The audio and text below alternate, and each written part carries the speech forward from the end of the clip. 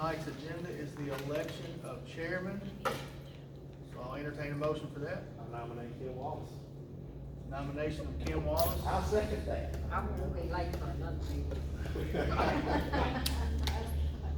And is there any more nominations for chairman? We'll cease nominations. All in favor of Chairman Kim Wallace, say aye. Ms. Wallace, this is your meeting. Now we need to do the vice chair. Any nominations for vice chair? Eric Watkins. Second. I Second. wasn't late.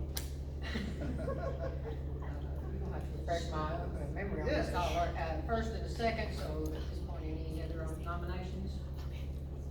All right, all those in favor of Eric Watkins? Any opposed? Okay. Eric Watkins, vice chair. So when I'm not here, he has to be chair, right? That is correct. I'll stop by and pick you up. All right, I guess we need to nominate a secretary. Any nominations for secretary? Ms. Margie. On this one. Margie has volunteered, and I'm sure there is no arguments for that, so, all those in favor say aye. Aye. Okay. All right, new business. All right, okay, guys, so thank you for, all of you that are not commissioners, more especially for taking on this role. It's a big role in the county. I understand that we have a crisis that's going on within the county, state, country. And we were awarded some funds to deal with this crisis. And, we're looking for any and all opinions to send to the county commission, and that's sort of what you guys are gonna be doing.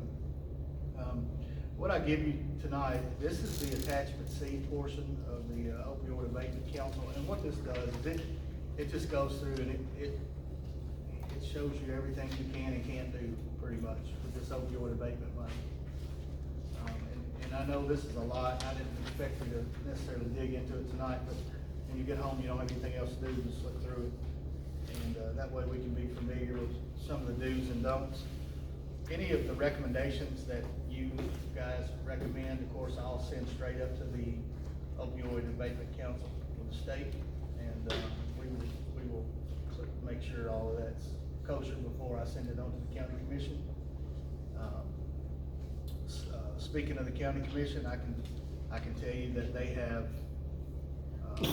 overwhelmingly support to start new programs in the schools with some of the money that was talked about at our last commission meeting, and I think it was overwhelming support. So with that being said, I went and spoke with the director, Mike Craig, and finance director, Chris Gwynn, and just to feel them out on what the school system has, what their needs are, what this money could contribute, what we could do with it.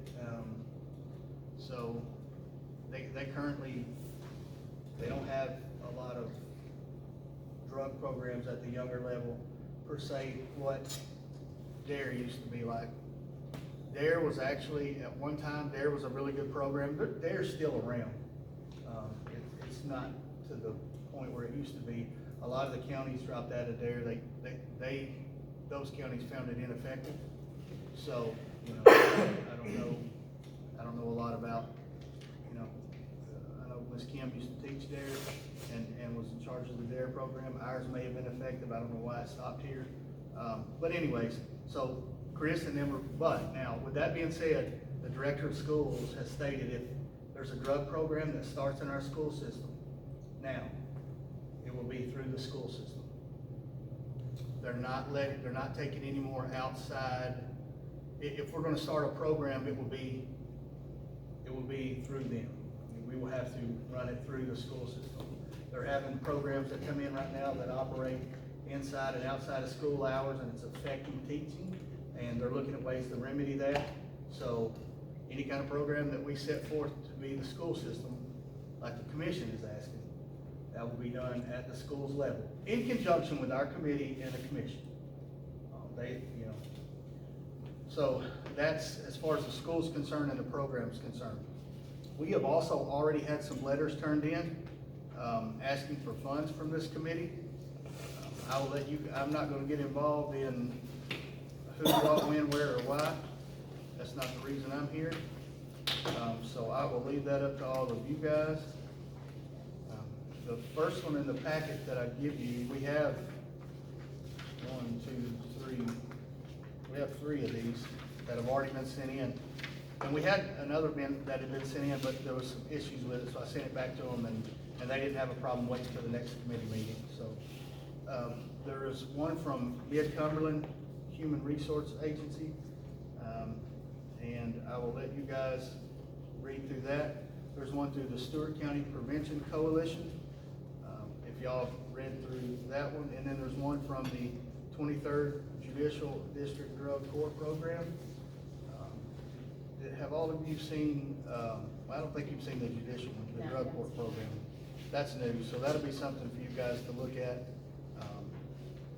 I can address any questions. We had sent that to commission. The commission wanted to, we had sent 2 of these to commission, and the commission wanted to slow way down, come back and see what we could come up with. So that's the reason I asked you guys to form this committee, because I'm not an expert on this. So hopefully we can get some good ideas going forward on what we're going to do. So also, I need to slow down, I'm going a little bit fast. Well, I give you a fund summary of payment. Ms. Heather got this together for me today. And if you'll look on there, you can see the dates that we've received these. This is the money that we received. This is the money that they can't take back. I can tell you that the program has already been cut short. As Clint and I was told today, there's already been 2 of the main companies that was in this filed bankruptcy. So the monies that we were seeing out 15 years, we can't bank on any of that. I don't think it's a smart opinion. And I spoke with Ms. Heather today, and she agrees that it's not a smart opinion. And those monies that were out 10 and 15 years from now, they were not substantial amounts of money. There are 2 more suits that are still open, and one that's coming open. Kroger's is now part of a lawsuit, so that's coming at us pretty strong. There's a Jewel lawsuit that's coming at us pretty strong. Again, that this committee may be deciphering, what recommendations you send before the commission. So this right here is what he said, there's that 82,251, that's what he has. So that's the state's portion of it. There was some of the companies that paid into the state, right? And they're like, we're done, we're just paying into the state. But then there's other ones that they had an administrator, and that was Brown Greer. They're administering payments, and we actually list those sources up there. Cardinal Health is one of them. So, and those are the payments that come directly to us. They don't come through the state. So this right here is the state's guidelines. However, these 2 are falling under these with one subsection, and it wasn't about payment. So as far as the committee's concerned, we're adopting, we need to follow these guidelines just for the whole. Does that make sense? Yes, it's 2 separate pots of money. Yes, it's overseen by 2 separate people. But then again, it all goes back to the Opioid Abatement Council with the state. So even though these are direct payments. So we received 82,251, and then 14,466 and 18,671. We have all of that right now. That's here. Next year we were allotted our payment. I don't remember exactly what it was. 80. It's right around that 80 mark. But like I said, 2 of those have already filed bankruptcy. Surely if the state doesn't get it, we don't get it. I don't know how that works yet, so I don't think we can go out there and count our chickens before they hatch. So do y'all want to hear from any guests tonight that may be here representing any of these? I'm not asking you to decide for money. That's still a long ways away, I'm sure, but would you? And if you don't, that's fine. It's not on the agenda. We can run it under new business legally. But and then I'll be glad to answer any questions that I may be able to answer. And what I can answer, I really believe this committee will have to meet in the near future. We won't be able to put it off 2 or 3 months. We'll have to meet in 3 or 4 weeks, you know, or 2 or 3 weeks, whatever we can to get me closer to what we're gonna present to the county commission. So, do y'all have any objections to hearing any of these? Any of the, I know, the Stewart County Prevention Coalition and Mid-Cumberland, you're both here, would both of you like to speak, or either of you like to speak? Well, thank you for the opportunity. My name is April Clark, and I work for Mid-Cumberland Human Resource Agency. That's the request that you have there. Most people think Mid-Cumberland is just Meals on Wheels and the transportation, because that's what you see through the community. But we do have and have been running a corrections program for 38 years. I've been there for 31. We house the community corrections program and the misdemeanor program. And for probably 10 years now, I've been begging my board to do housing. And they kept putting it off and putting it off and putting it off. And then 2 years ago, they said, okay, this is your chance. You want to create housing, this is your chance. So for the last 2 years, we've been developing this program and applied for grants. And we have the first phase already paid for. Cumberland has invested $750,000 of our own money. We bought the property and we put $120,000 towards this neighborhood service center that we're asking for funds throughout all of our counties. Our board is made up of county mayors of every county we serve. So we service 13 counties. So we're asking for funds from all of those 13 counties to come up with that neighborhood service center. It's a 3,000 square foot building that will be in the center of our community. You can see there are 19 townhomes that will serve 72 people. And the neighborhood service center will be the hub where we run the transportation for them back and forth to work. We'll do their outpatient treatment there. We'll do their mental health treatment there. We'll have CR and AA meetings there. One of the things that's important for me, because in my experience, we need to reconnect our fathers. This is a male facility only, by the way. We need to reconnect our fathers with their children. So we'll partner with DCS, and we have a room there down in the basement of that neighborhood service center where they'll be able to meet for their supervised visitation and reconnect there instead of meeting at McDonald's or a local park, to where the child can actually come and see where dad lives. The children will not be allowed to go inside the townhomes, but they'll be allowed to use this neighborhood service center and spend an hour or two with them there. And we'll have staff there. It's be 24-hour security. We're going to have security guard on staff. We are running a perimeter fencing, so the whole community will be tied in. And we'll be taking people throughout the district. It won't just be Dixon counties. If you're familiar with opioid use and abuse at all, I have a famous saying that Judge Birch laughed about 30 years ago. You got to change your playmates and change your playground. You've got to remove them from their setting. You can't send them back home after treatment. This is unlimited housing. It's not a 6-month and then you gotta go. They're gonna be able to stay there as long as they need to until they have their own investment to put down on their own housing. Their requirements will be to stay drug-free, go to meetings that we require them. Each client will be assessed and they'll be required to go to certain meetings. And then they'll pay a fee of just $150 a week, which for Dixon County is cheaper than anything else that you can imagine. So the goal is to take those folks that feel pressure to leave treatment and go back home and then relapse, to provide them a stable place to live and to get the wraparound services with a location that there's plenty of employment. And Dixon County, has a lot of factories, and we have great relationships with employment opportunities over there. We don't have any problem getting them jobs. The building itself is about $600,000 budget, and right now we've already got 360 promised. So we're asking just for that extra little bit from each community to get to that $600,000 mark. Do y'all have any questions? Ms. Clark, so say one of the larger counties, are they asking to donate the same, even they got the same, or are you asking them to donate asking more. Yeah. You're asking them for a larger amount. So like Montgomery County was $75,000, Williamson County was $100,000, Sumner County was $75,000, 75, Rutherford County was 100. Okay. Houston County's 20, y'all are 30, Humphreys County's 30.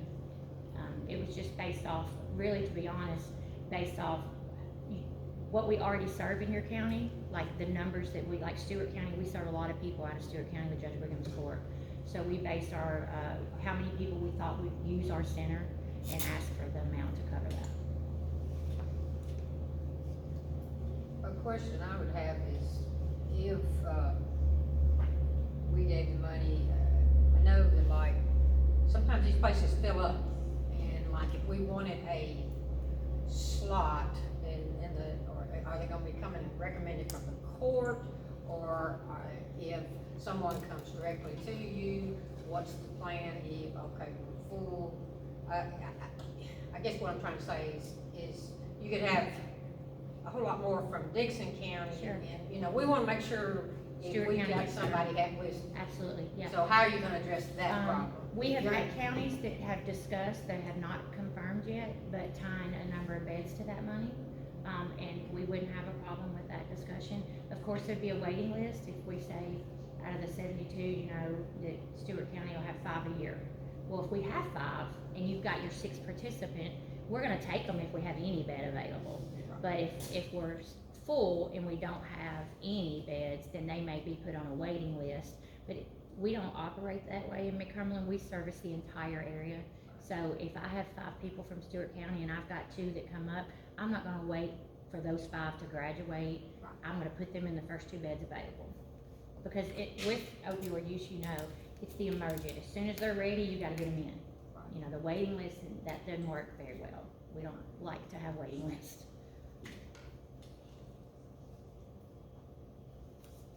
Now, has this been, utilized somewhere else, like with another Mid-Cumberland and another, like East Tennessee, West Tennessee? So, there are 6 HRAs across the state, and we are the one for the Middle Tennessee region. We are the first HRA to run a housing program.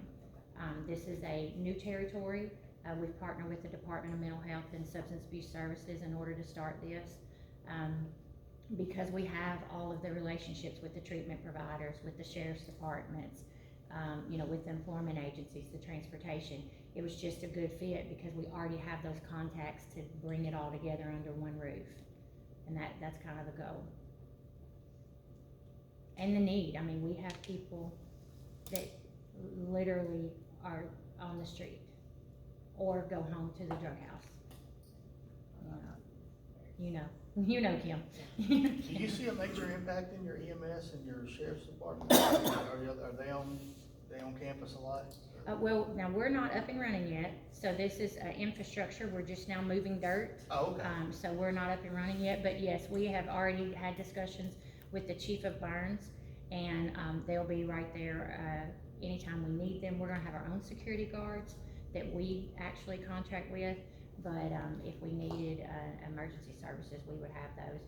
Down the road, we do hope to be what's called a warm drop-off center, if you read the remediation list, so that law enforcement, instead of arresting that person, they can actually bring them to our center and we can connect them with services. If it's a minor offense, I mean, that's what the Opioid Abatement Council, that's one of the things on the remediation list, you know, they would like to have the immediate treatment need met. So the facility's gonna hold 38. I'm sorry? The facility's gonna be able to hold 38 men? No, 72. 72. Yeah, it's 2-bedroom apartments, there'll be 2 to a bedroom, Okay. not in bunk beds and twin beds, and they'll have their own living room, kitchen, and washing machine. Like a dorm room. But, we've just found that works better than putting 10 to 16 in a house. You know, this way they'll have, they do not recommend, the Department of Mental Health Services does not recommend individual rooming, because these clients need to hold each other accountable. So we'll never let a client be in a room by himself. We'll always have a partner in there with them. It's one of a kind, state of the art. The Department of Mental Health said it would be the very first one in the state of Tennessee ever done. They're very much on board with it, because it's a whole community. You know, it's not individual housing that we're, you know. So we hope to do this one and then another one, a So female are you- facility down the road. Are you guys gonna hire like an internal mental health help, or Yes. you are gonna? We hire already internal? have, we have 3 Okay. licensures with mental health to operate, licensed, treatment services. So we have licensed staff on staff now, and then we will, the IOP will be licensed Okay. Well, not even just for IOP, but for mental health. for just the counseling, the evaluation assessment. Right, Every person that gets assessed will be assessed by a licensed provider. okay.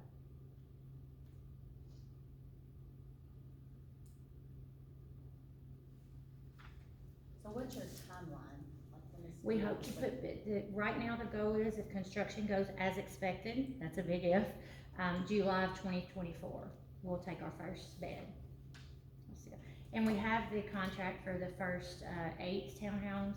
We're applying for the other 11. We've already applied 2 or 3 federal grants. We won't hear from those until the spring. The hope is to have all of the housing grants done at the same time so that we can do all 11 to save money for construction purposes rather than do 8 this year and 11, 5 next year, 6 the next. We feel like we're gonna be pretty successful in that ask, and we will hope to have potentially all 19 done by July. But don't hold me to that, cause it is construction. So how would the referral process go through you guys? Cause, we work in a different court system, so ours isn't necessarily criminal, referrals or anything like that. It's more family court. Doesn't have to be, So it that we doesn't wanted have it to to be important, not to, it can be justice involved, but it doesn't have to be, because there is that need out there for, a grandma or grandfather that wants to get the grandson help, but because he hasn't been in trouble, there's no free grants. So they would be able to, the key to coming to our facility is, either have been in jail and be test clean, have already been to detox, or we'll send you to detox, or fresh out of treatment and clean. You have to be clean and sober to come into our facility, and if you're not, we can assist with getting you treatment and detox in order to get you in our facility. But we will not bring someone off the street using, we'll detox them first.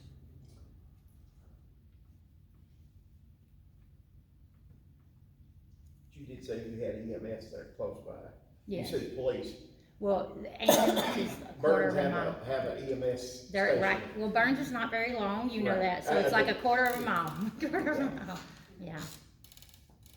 The, city, hall, the police station, the fire, ambulance, and all that's less than a quarter of a mile. It's right on Highway 96, if you go through Burns, where the Shell station is on Highway 96, it's right down there on the left. Once we start moving dirt and everything, you won't be able to miss it. So it's a good view, it's in plain view in sight. And the city has already signed off on it, all the plans. Any other questions? Okay. Thank you. Thank you for your time and consideration. American Coalition wants to speak. So you guys already have the letter that I sent, and the things that I'm asking for is, each one of them, I did put what section of the remediation list that it was found under. For the prevention money, of course, the $7,500 that the commission was gonna give me to begin with, instead of coming from the, nonprofit money, of course, that's in there. We're just planning to use that money for what we already do, plus get a little bit more experience and get some more training. If we have to pay for those trainings, then we'll have that money for that. But that money's just gonna be used for the work that we're already doing. We did talk about perhaps taking some things into the school, but if you've spoken to Mr. Craig and he wants it to be a school employee, then of course we wouldn't do that, but we still want to get some of the training. There's one that's called Abatement Life Skills, and at some point we have a room in my office that's right off of my office that we'd like to allow for middle schoolers to be able to walk across the street after school. So it would be like an after school program, and while they're there they would be getting those Abatement Life Skills. So that's one of the ones that we plan to train in for sure.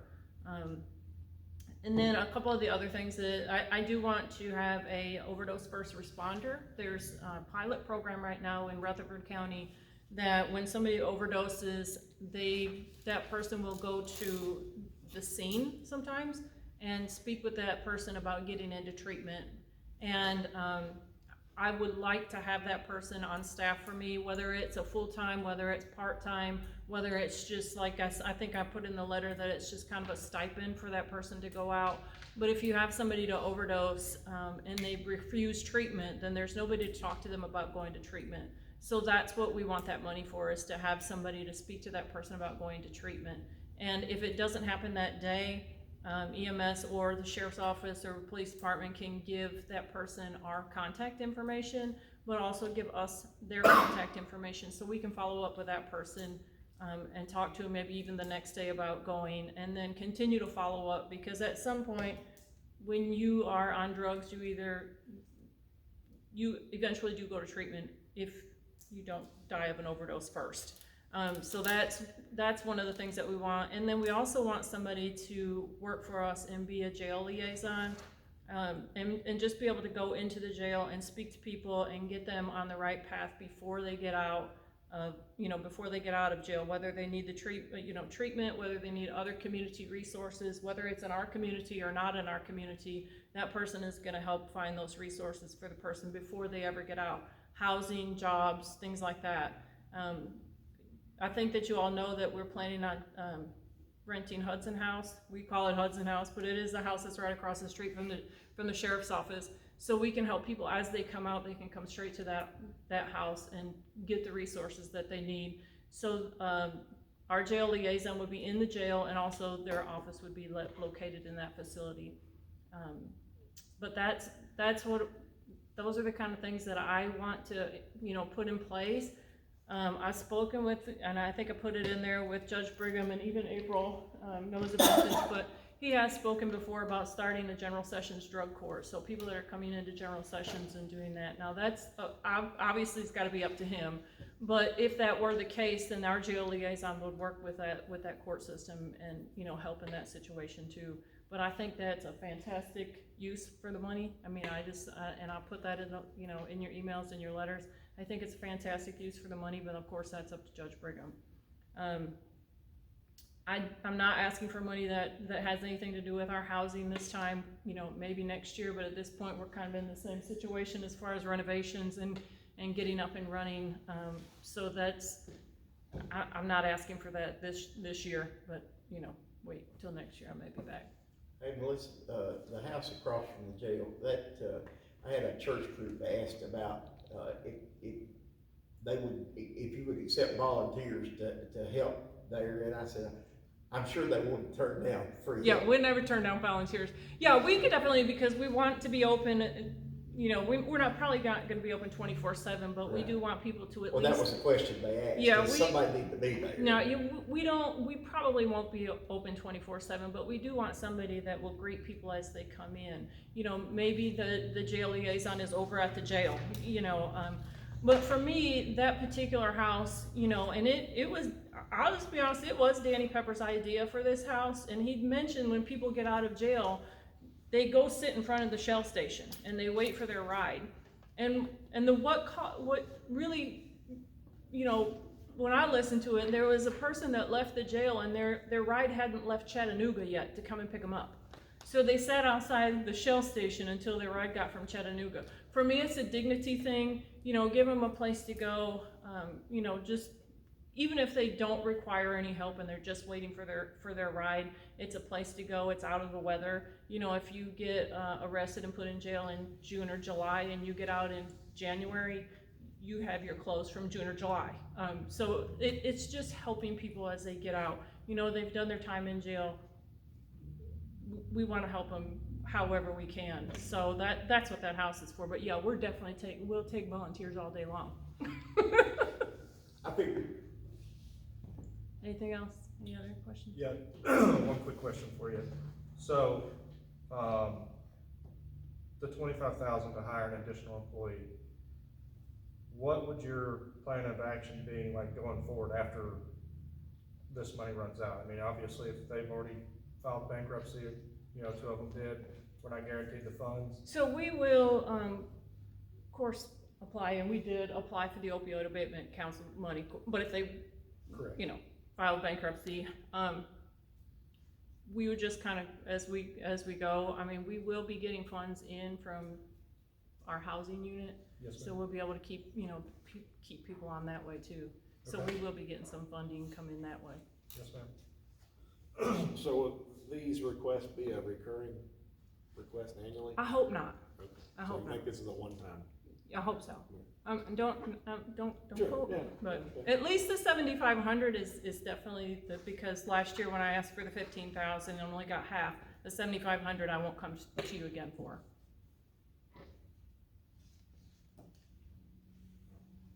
And what's the total with that 7,500?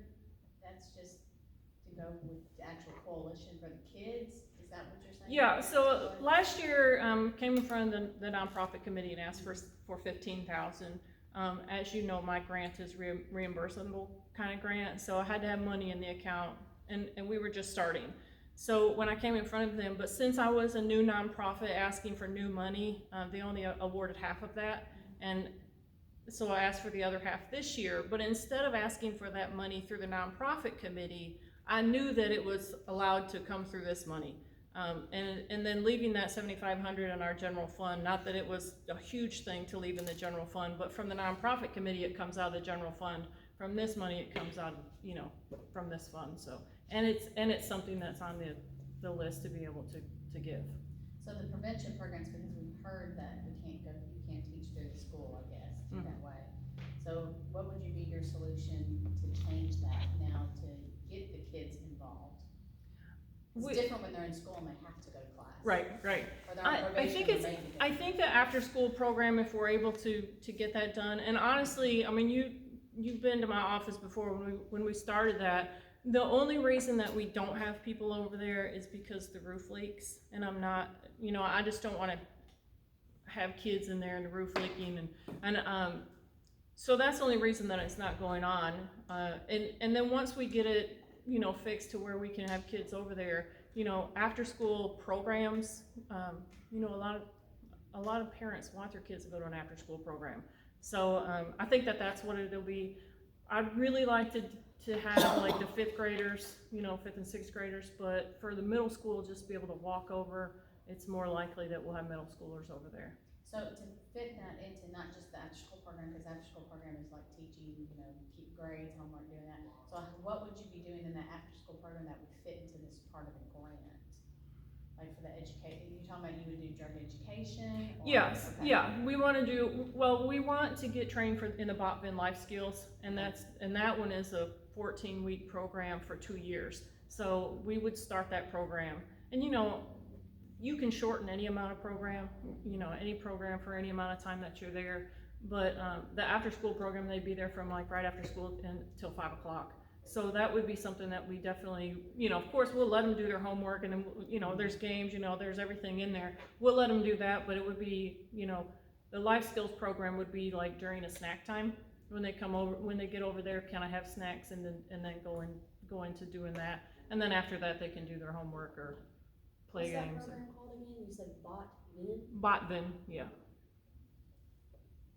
And that's one of the biggest evidence-based programs that a lot of school systems and a lot of coalitions are using. A lot of the coalitions across the state are able to go into the schools and do them, or they do have like an after-school program. A lot of them go into like even the churches and do that same program. But it's one of the biggest evidence-based programs in this, you know, that's out there from SAMHSA. Well, it's not from SAMHSA, but it's endorsed by SAMHSA. And then the liaison person, you said, would be running through the coalition, and then their job would be to pretty much social work, get them networking out to community places that way. And that one, you know, I am asking for a little bit more money on that one because it does need to be somebody that's got a degree in either social work, you know, a social science degree. So it's gonna have to be at least something that's somebody wants to come to work for. So that's why I'm asking. I'm just concerned about that amount, 30,000, and then you have somebody acting as a liaison in the jail. But then I spoke to Judge Brigham about the General Sessions Drug Court, and he's kind of doing that right now. He told me he has like 76 people he's watching over.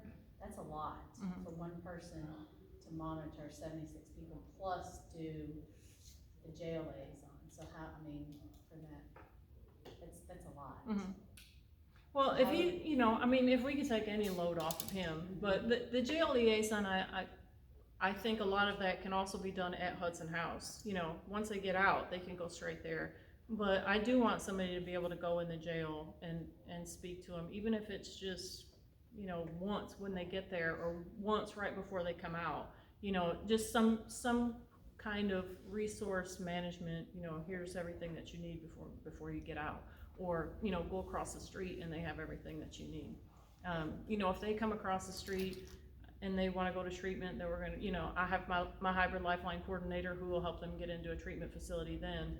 So, you know, even from the jail, we help people come straight out of jail too. So that person, you know, having her is a big resource for us.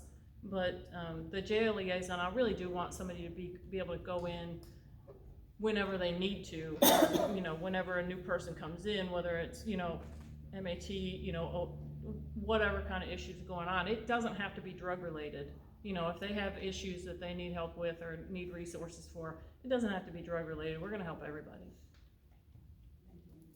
So Melissa, the way I'm reading this is they're not necessarily going to take on like a caseload for drug court. They are going to be like, they're gonna work with whoever is running the drug court. Is Yeah, that correct? yeah, Okay. yeah. I don't want them, they're not gonna be a probation officer or any, that kind of thing, no. But whatever they might need, whoever's doing that right now, or, you know, Right, you just want them to work with Right. whoever is doing that. Okay. yeah. Cause it, I mean, you know that there's a lot of people in general sessions that, yeah.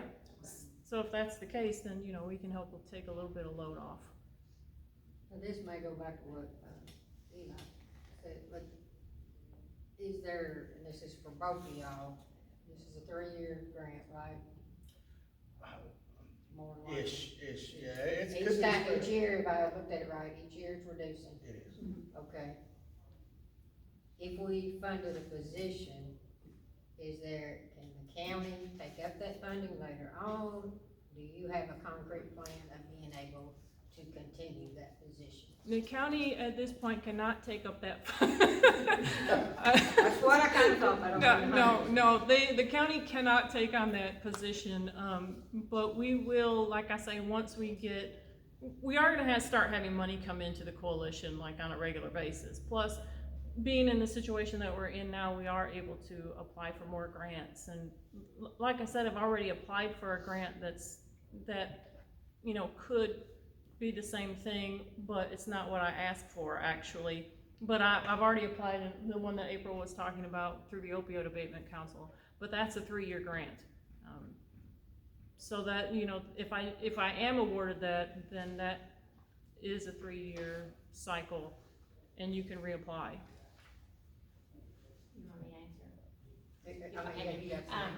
I hate to see us start something Right. and in a year's time, we don't have the money to continue, And that's, especially in something this sensitive. that's one of the reasons our ask is for straight capital, because we're doing this project now, so it's a one-time ask. Because you know, you were supposed to get $70,000 last year, and then, next year, and the next, and then the bankruptcy happened, now you're getting 42. Until this abatement council evens out, Cumberland's not prepared to create a position out of that money, because we just don't know how that's gonna pan out. If there's more people drop out, the number could go lower. So your goal is just to get this little boost, and then hopefully the coalition can pay for it, or get grants to pay for it yourself.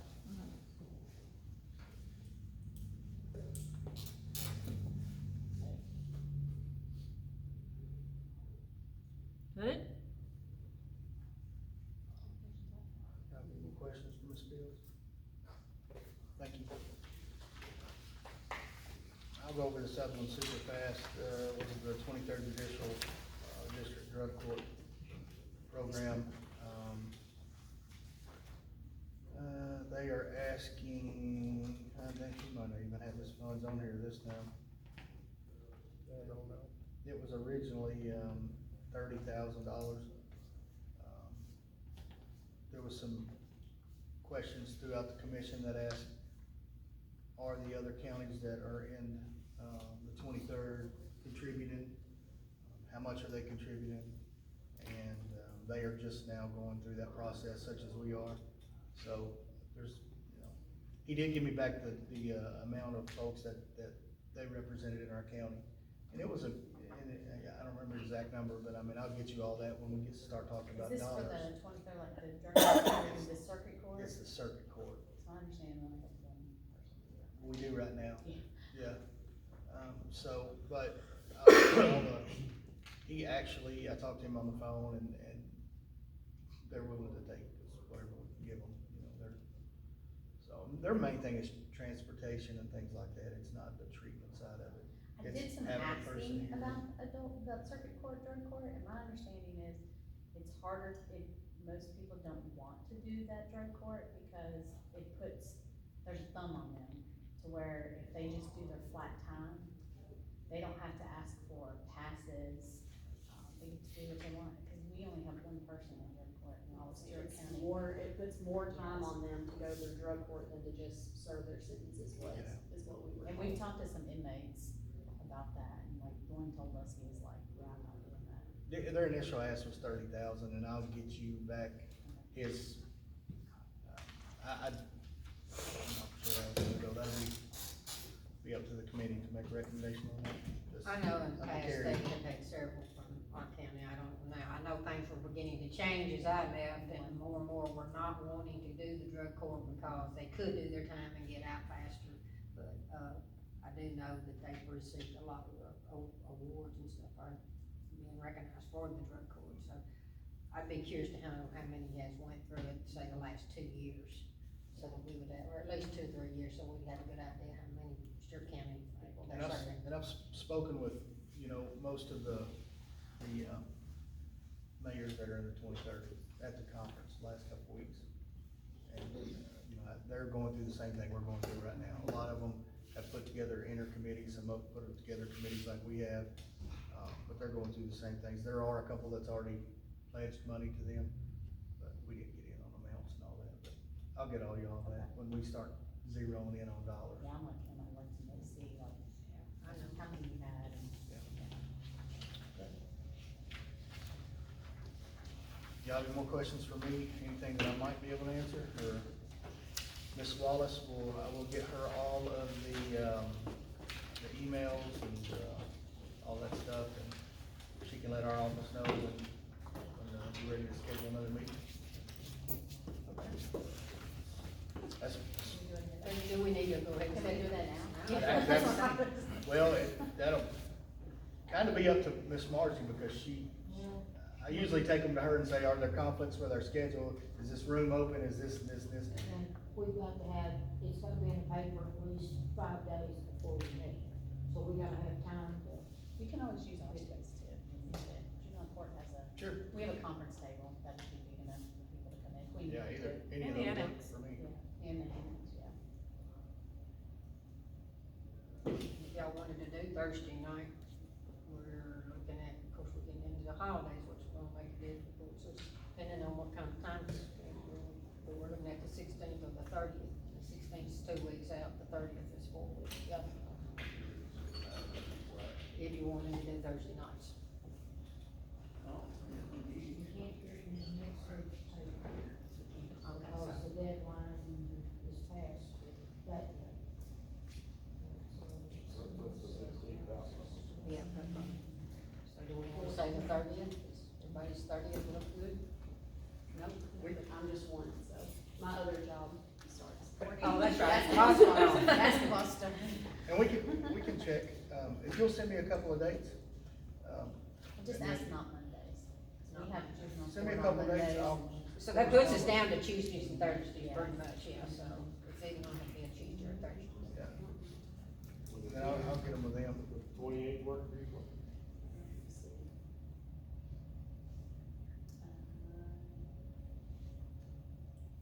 I'll be honest with you, majority of our games are Tuesday, Thursdays, and Fridays, so it's really just gonna be hit or miss. And Mondays are so hard, because sometimes we get done at 3 o'clock, but No, that's okay. I've been at court one time until 2 o'clock in the morning, so. Y'all don't schedule around me, I'll do what I can to be here. I can put on 10.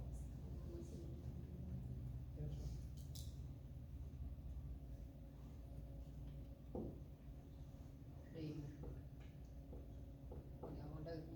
ready to try to shoot for the 28th or the 30th? I'm gonna be one of them. I can do either one of those, that's it. Is there anything special you want on the agenda? Because we do have to put the agenda in the paper. I would refer that to anything y'all wanna look at as far as the proposals, we wanna discuss those. And y'all can give them to me and I can add, she'll have next week to add them, I can just get them to Miss Margie and if you think of something, you know, definitely the proposals. Does the school wanna propose something? You talk about a program through them. The school system is fine with taking on a program such as what Mr. Fitzhugh spoke out at the last commission meeting. So what was that, what did that detail? He's wanting a program that'll attack, so Mr. Fitzhugh said he sat down at a table and there was some sugar or something on the table and he just wiped it off. And later on, he was watching something on TV where a gentleman had wiped off something synthetic and ended up in the ER and it was really bad, and he wants something to show the dangers and then the, you know, the safety side of, and I felt like the commission was. So when you said you talked to Mr. Craig and he said that he wanted it to go through, is he saying that he wants to hire that person to be the person that does? Or he wants that person that like brings us something, goes to them and says, hey, this is what I have, and they be in charge of that? Like, we did just say no. So he wants to sit down with the committee, find out what type of program they're wanting and how they can help, but whoever teaches the drug program will be a school employee. And it will go through the school system. He said they're having way too many scheduling conflicts. Yeah. that's- I would like to get them here if that's okay Because with not y'all. even the well, synthetic things is our problem in the school system. Vaping is our problem. THC vapes are our problem. There's the county that's close to us that just had 2 kids overdose on fentanyl from vape. Vaping is our issue. That's our problem. That's the biggest thing we deal with. And they're not vape like you're vaping your watermelon. They're vaping THC. I can tell you that in the last year, we've probably had 16 kids through our court, not even just for the marijuana part, probably 35 who's through all for vaping, and this is starting in middle school. So we more that they're just getting ISS or. And We're not even that's- catching, we're not That's getting all of that's what it. the school system wants to sit down with. Yeah, I think that should be one of the priorities. Yeah, I think there, and just say no, they're, you know, just programs, whatever, but they're based more for elementary style students. Correct. And, you know, that's good and great now, but the issues aren't really coming from elementary. Right. You know, they're coming from high school, middle school. I think the commission is saying, well, I say the commission, but, you know, Terry spoke up about it. You don't just wake up one day and want to vape or start that. It starts way sooner than that. I can tell you all the schooling that I had, it starts way sooner than that. I mean, you start vaping in the 7th grade, you didn't come to school thinking, I can't wait to get to school and vape today. Well, That's- issues that you had in high school are now starting in 6th grade. Right. And So now that's- it's, If not sooner. That's the reason why I think they're wanting to deal with that. And it may be a program that develops, and they did say that if it's something that they see an impact in, because I told them, this money's not gonna be, you know, it's not recurring funds. And they said, listen, if it's something that we see an impact in, and we're comfortable with it, we don't have a problem trying to find resources to pick the load up and down the road. We don't have to have this money spent overnight, but you have to have a lot of it allocated. And I'll get you the details on that at the next meeting. yeah, because we have no mental health treatment for juveniles in our county. Mental health help for our juveniles that are drugs is the biggest thing we have.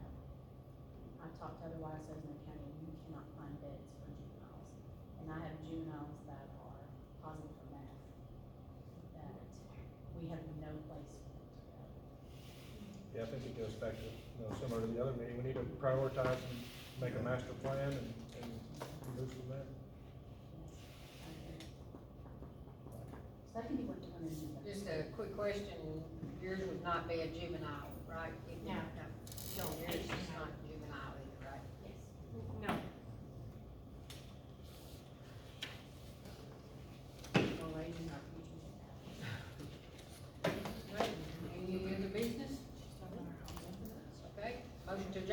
moved. Second, Second. all those in favor? Thank y'all.